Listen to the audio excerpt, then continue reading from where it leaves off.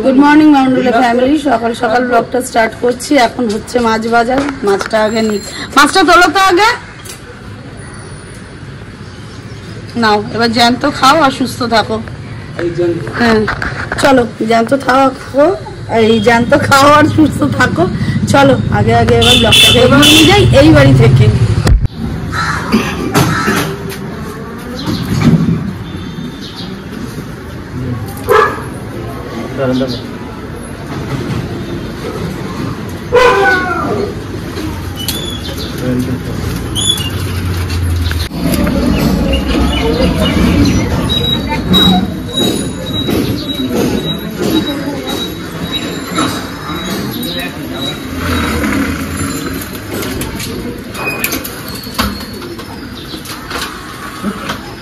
এতদিন পরে আসার পরে এবারে বিছানার অবস্থা খুব খারাপ, যার জন্য আমাকে আবার সবকিছু নামিয়ে ফেলতে হয়েছে। আর আমি এখন এই চাদরটাকে এখন চটপট পেতে ফেলি। তারপরে আর এতক্ষণ বাইরে যে কুকুরটাকে দেখলে, সেই বাইরে কুকুরটাকে কোনো গাড়িতে হয়তো ধাক্কা টাক্কা মেরে দিয়ে গেছে, যার জন্য ওই অবস্থাভাবে পড়ে রয়েছে। রেখেছিলাম আমাদের গেটের, কিন্তু ওই পাশের বাড়ির গেট পর্যন্ত চলে গেছে। যাই হোক, ওকে এসে ডাক্তার দেখানো হলো, ডাক্তার ডেকে ওকে দুটো মেডিসিন দেওয়া হলো। কিন্তু আমি দেখলাম একটা জিনিস, মানুষের কতটা ভালো মেন্টালিটি যে ওকে দুখানা ইঞ্জেকশন পুশ করলো, কিন্তু একটা পয়সা আমাদের কাছ থেকে নিল না। যাই হোক, এরকম ভাবেই যদি এরকম এদের জন্য একটু এগিয়ে যায় মানুষ, তাতেও তো ভালো হয়। কিন্তু গাড়িওয়ালাগুলো এরকম ভাবে চলে যে কুকুর টুকুর কিছুই দেখে না। আমি আবার কালকে বাড়ি আসার সময়ও দেখলাম কুকুরটার নিচে শুয়ে আছে, কিন্তু এরকম ভাবে ওকে ধাক্কা মারবে আমি বুঝতে পারিনি। সকালে উঠে ওকে দেখছি ড্রেনে পড়ে আছে। যাই হোক, এখন দেখি ও যদি ভালো হয়ে যায় তাহলে ভালো। আমাকে বললো বিকেলে একটা খবর দিতে, দেখি খবর তো দিতেই হবে। চলো এখন আমি বিছানাটা আগে আগে পরিষ্কার করে নিই তাড়াতাড়ি। চলো বিছানাপাতি আপাতত পরিষ্কার, খালি এই কভারটাকে পরিয়ে নিতে হবে, তাহলে পরে টোটালটাই দাও না, যা দেবে দাও। যাই হোক, একই পাড়ার থেকে সবজি আমাদের ভাই আসে, ওই বাড়িতেও যায় এ বাড়িতেও আসে। তার মানে বুঝতেই পারা যায় যে আমার বাড়ির ডিস্টেন্সটা বাংলাদেশ বর্ডার পাকিস্তান বর্ডার। না আমি বাংলাদেশ ইন্ডিয়াতেই থাকি।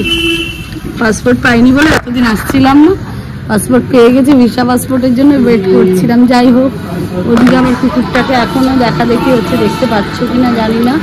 ওখানে কুকুরটাকে নিয়ে পড়েছি, দেখে আমি পরে যাবো, খেতে টেতে দেবো, দিয়ে তারপরে দেখি ওই বাড়ি যেতে হবে। ওদিকে হিসাব চলছে জোর তার, কত টাকা দিয়ে কাটলো আমাকে কে জানে। আরে বাবা, ঠিক আছে চলো। এই একটা আর এই একটা, বড় হচ্ছে এই জানোয়ার, ছোট হচ্ছে এটা। কিন্তু এখন দেখলে মনে হয় এটা বড় ওটা ছোট। যাই হোক, আমি এখন যাচ্ছি রান্না করতে, রান্না টান্না করে নি। আমার ঘরে দুটো জানোয়ারকে আমি এসিতে আটকে রেখে দিয়েছি, এক ঘরে থাক, আমি যাই। রান্না যেটুকুনি বাকি আছে করে দিয়ে গেছে, আর বাকিটা আমি করে নিই এখন চটপট। তারপরে আর বাড়িতে হচ্ছে জোরদার কাজ, ইট বালি সিমেন্টের ইয়েতে আমি ঘর থেকে বেরোতে পারছি না, হাঁচি আসছে খালি। চলো তাহলে রান্না বান্না সেরে নিই, তারপর করে নিই। আমাদের কারেন্ট নাই, লাইট আছে দুইখানা দিয়ে, কিন্তু কারেন্টের ব্যাপার নাই। এখন অন্ধকার বাড়ি ঘর। চলো আগে রান্নাটা করি, নাহলে পরে এখন এরপর মাছ ধোবো, তারপরে এদিকে আছে মাংস, এদিকে মাছ, ছেলের জন্য এদিকে মাছ হবে একটু হবে। বিকেলে একটু মাংসটাকে একটু পেঁয়াজ দিয়ে ফ্রাই করবো। এদিকে কুকুরের মাংসটাকে ধুয়ে রেখে দিলাম। তরকারি খাবো ওই বাড়িতে, কিন্তু এখানে হচ্ছে আলু পটলের তরকারি, পাতলা করে এই যে মাছের ঝোল, মাংসটা হবে। কিন্তু তার আগে আমার ঘরে এখনো পর্যন্ত পেঁয়াজ টেঁয়াজ কিছু এসে পৌঁছায়নি। সবজিওয়ালাকে বলে গেলাম যে একটু পেঁয়াজটা দিয়ে যাও, সে সবজিটা ভাই পেঁয়াজ দিয়ে যাক আগে, তারপরে দেখি এই রান্নাটা করবো, করে দেবো। ঠাকুর দিয়ে স্নান করবো, ঠাকুর দেবো, তারপরে যাবো বাড়িতে। কত রোদ, বাপরে বাপ, রোদের জন্য মাথাটা খারাপ হয়ে যাচ্ছে আরো বেশি। আওয়াজের কাজের আমি জানি প্রবলেম হবে শুনতে, এটাই আমার গলা আসছে, তারপরে আবার প্রবলেম হচ্ছে শোনার। ভিডিও এখনো যায়নি, ওবারই যাবো, সমস্ত কিছু হবে, তারপর ভিডিও কখন যাবে জানি না। দেখি, দেখতে থাকো। খাবে কিনা জানি না, দেখি। অসুস্থ কুকুর বাচ্চাটাকে দিয়ে আসি একটুখানি, বেচারা খুব অসুস্থ, উঠতেও পারছে না। অন্যদিন ডাকলে দৌড়াতে দৌড়াতে চলে আসতো, ওকে আমার খুব ভালো লাগতো। দেখি, আর একে সারা বড় কুকুরটা কি কষ্ট পাচ্ছে, ব্যথায় ও কি অবস্থা। নাহলে যা খুব দৌড়াদৌড়ি করতো, খুব লাফালাফি করতো। কি হয়েছে অবস্থাটা? বিকেলে আবার ডাক্তার দেখা, মানে আবার ডাকতে হবে কিন্তু বিকেলে বলেছে, ওকে ডেকে এনে দেখাতে হবে।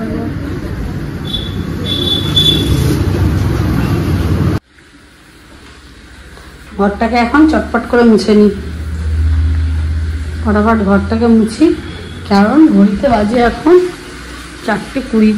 আমাদের সুন্দর জল এসে গেছে, যার জন্য এখন তাড়াতাড়ি করে কাজ হবে। যাবো বাইরে জামা কাপড় তুলতে, জামা কাপড়টা তুলে ফোনটাকে দেবো চার্জে। কিভাবে অ্যাক্সিডেন্ট গুলো হয় আমাদের এখানটাতে, এত অ্যাক্সিডেন্ট।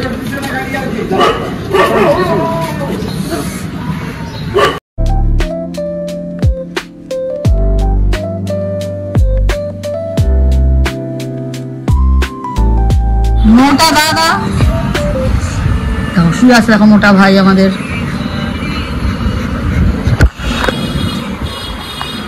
কতটা এরিয়া নিয়ে শুস রে তুই, কালকে আমার অনেকটা জায়গা নিয়ে নিচ্ছিস। ডাবলো মা আমার হাত থেকে টানছে, আয় ডাবলো, ঠিক ঠিক ডাবলো, এই দেখে দেখে দেখে দেখে দেখ। বেরোচ্ছি এখন আমরা শপিং করতে। আগে যাবো মায়ের ওখানে, কি বাবা ঠান্ডা পড়ে গেল, মায়ের ওখানে আগে যাবো, তারপর ওখান থেকে যাবো একটু শপিং। দেখি কোথায় যাই ছাই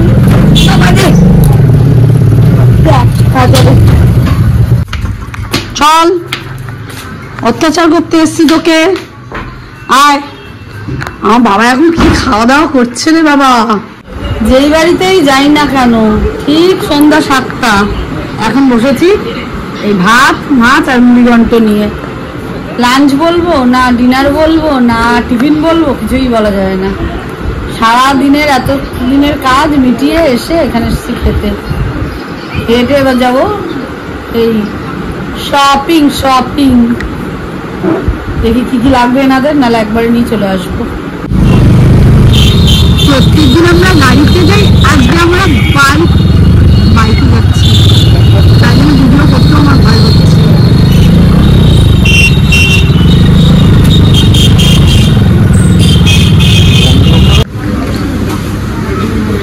জিরে গুঁড়ো নেওয়া হয়ে গেল, হলুদ গুঁড়ো নেওয়া কমপ্লিট। দাঁড়া, হলুদটা একটু বড় নিলে ভালো হতো। আর কিছু নিতে হবে? হ্যাঁ নিতে হবে, অনেক কিছু। কমপ্লিট হয়ে গেছে, তুমি বেরাবো এখান থেকে। যাই হোক, এখন মোটামুটি 11:30 বেজে গেছে, এবার ঘুমানোর টাইম, বিকজ কালকে সকালে উঠবো। তো যাই হোক, আজকের মতন এইটুকুনি। যদি কিছু ভালো লেগে থাকে, do like, comment, share and do subscribe. আজকের মতন গুড নাইট।